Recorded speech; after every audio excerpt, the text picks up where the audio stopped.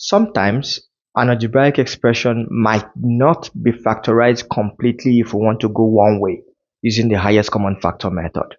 The simple reason is because when you look at that kind of expression, you notice that there is no common constant or common variable that runs through all the terms of the expression. So when you are faced with problems like that, one thing you might think about is collecting terms together that have something in common before you can factorize effectively. The examples we have on the board will help us to do just that. Take a look here, xv minus xy minus vy plus xt minus vt. Have you noticed something? There is something common with xy and vy. There is something common with xy and xt. There is something also common with vy and vt. But there is no particular thing common with all the terms of the algebraic expression. So in situations like this, you might want to consider grouping the terms of the expression to be able to factorize them completely. That's the point. So the same thing is what we are going to do, and when you are applying this strategy, it is called factorization by grouping or factoring by grouping. So let's group. I can choose to group xy minus vy together, while xt minus vt will go together because they have some things in common. So to work this out, for xy minus vy, the highest common factor is y. Open a bracket. Now, y multiplies x gives us xy, and y multiplies v gives us vy. Remember your negative sign. For this part, what is common between these two? It's t. So I bring it out, positive t now, open bracket. Positive t multiplies x will give us xt, minus t times v will give us minus vt. Now, since we have reached this level, we can factorize further. Notice something common again. X minus v has become common to y and t. So we factor out the x minus v. X minus v factored out. Open bracket. X minus v times y will give us y into x minus v. Plus x minus v times t will give us t into x minus v. So this ends up being our answer for this factorization problem up there. Did you get that? It's really easy, but you will have to think it out. One more thing you might decide to do, instead of grouping it as xy minus vy together, you can decide to group it xy and xt. Let's try that out. Let's try grouping xy and xt together, which is plus xt together. And then after that, we are going to group minus vy and minus vt together. Let's see if that will give us the same answer. So to do that, looking at xy and xt, something common there is x. So open bracket, x times y is xy plus x times t is xt. To work this out, it's going to be minus out here, minus what is common between vy and vt. The common thing is v. So open bracket, v times y is vy. To get this minus sign, you have to use plus inside because minus times plus is minus. Did you get that? So vt, v times t will give us that. Now at this level, you will also notice that y plus t is common to x into y plus t and negative v into y plus t. Therefore, we factor y plus t right out. Y plus t is factored out. Y plus t times x will give us x into y plus t. Now minus sign comes in. Y plus t times v will give us v into y times t. Now watch. You will notice that the answer we have achieved in the second solution we just solved is exactly the same thing as the first case. Only arrangement changed, but they are the same state. That's how it works. So with that in mind and having gotten this skill, you can try all the other questions and then unpause the video to see more. Let's try question 2. xy minus x and negative y plus 1. What do we do? What does 1 stand for? Well, I can choose to go with this and with this, or I can choose to go with xy minus y differently, and then plus 1 minus x differently. Whichever way you go, you will achieve the same answer. Let's try it out. So for xy minus x, I'll factor out x. Open bracket, x times y is xy, and then x times 1 will give me x. Then for this case, there's minus already. Minus 1 can stand outside because minus 1 times y is minus 1y, isn't it? Then minus, to get my plus, minus times minus is plus. So minus 1 times 1 gives me plus 1. In that case, looking at what we already have, you notice that y minus 1 is common. So bring it out. Y minus 1 into x will give us x into y minus 1. And y minus 1 into minus 1 will give us minus 1 into y minus 1. This is already factored. Let us see if we can get the same answer using the method. So if not this, let us factor out the highest common factor here.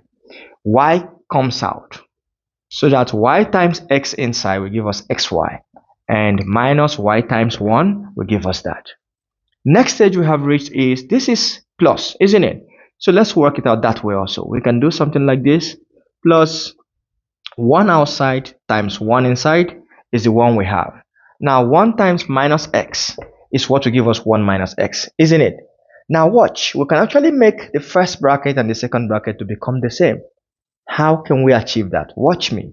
If we come down, you will notice that y open bracket x minus 1. If I factor out the minus outside, it becomes minus 1 outside, open bracket, minus 1 times x is minus x. To get my plus 1 back, I have to use minus times minus, like this. Now at this stage, something common is x minus 1. Hence, x minus 1 in one bracket multiplies y will give me y into x minus 1. And x minus 1 in another bracket multiplies negative 1 will give me negative 1 into x minus 1. We have ended up getting exactly the same answer. The most important thing is to know how to work out the operations. So did you see? We have arrived at the same. Factorization by grouping will always help you to achieve the same answer as long as you can factor out your highest common factor. This should be clear, I believe. Now we are going to solve questions 3 and 4 a bit speedily, believing that we already have mastered the skill of factorization by grouping. Are we ready? Let's do it together. Now for question 3, what have we got? Let's take a good look. Ordinarily looking at it, you will notice first of all that there is x minus y and x minus y in both terms.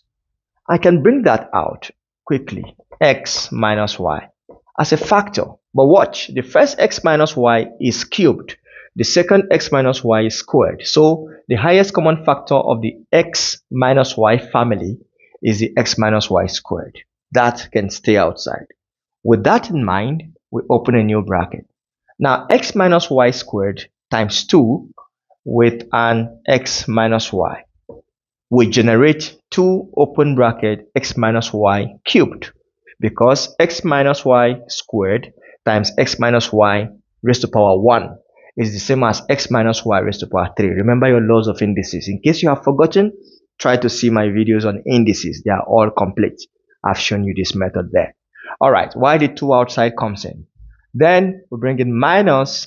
Next, x minus y close the bracket squared can only multiply 1 to give you itself. But remember the 3. So 3 ones, that is 3 itself, like this. 3. Now we can decide to leave our answer like this, but it will make more sense if we open up the bracket. Perhaps there might be some other things to simplify. So you can bring it down this way. X minus y, close the bracket squared. Open a bracket again. 2 times x is 2x minus 2 times y is 2y, and then minus 3. Since there is nothing else to simplify, this becomes our final answer for question 3.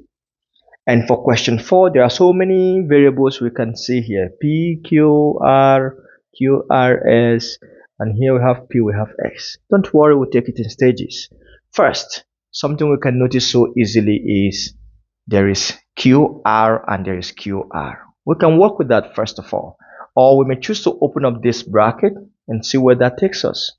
So, To begin, I want to factorize these two first and foremost. Therefore, for 2 and 12, the highest common factor is 2. For P, there is no P here. So for QR and QR, I can factor out QR as the highest common factor. In that case, 2QR times P will give us 2PQR. Add 2 times 6 generates 12. QR is already there, so the next thing we just need is 6S. Bring it down. Now on this side, we can actually make the bracket on the right hand side look like the bracket on the left. Watch me. Plus, do you notice that apart from the H outside, if you go inside this bracket, 3P plus 18S, 3 and 18 have something in common as well. They have 3 in common because 3 is the highest common factor between 3 and 18. Therefore, the bracket inside can be simplified with 3, open a bracket, P, add 6S. Can you see that? Therefore, we can go a little further to make our work easy. This is what I mean. 2QR comes down. 2QR, open bracket, P plus 6S plus 3 times H is 3H. Both of them will be multiplying P plus 6S. One more thing, we can factor out P plus 6S since they are common to both terms on the left and on the right. And to do that, P plus 6S is factored out. Now, open bracket, P plus 6S multiplies 2QR first to give us 2QR open bracket P plus 6S plus P plus 6S also multiplies 3H. That will give us 3H into P plus 6S. Looking at it at this stage, there is nothing else we can factorize. Therefore, we end up with the answer P plus 6S. This is S, not 65, okay? P plus 6S into 2QR plus 3H. This is how easy it is to factorize expressions by grouping. I hope you enjoyed today's class. In case you are still struggling with it, try to go through the video once, then pause it from stage to stage and try solving the problems by yourself first, after which you compare the answers to see how well you have done. As always, thanks a lot for watching.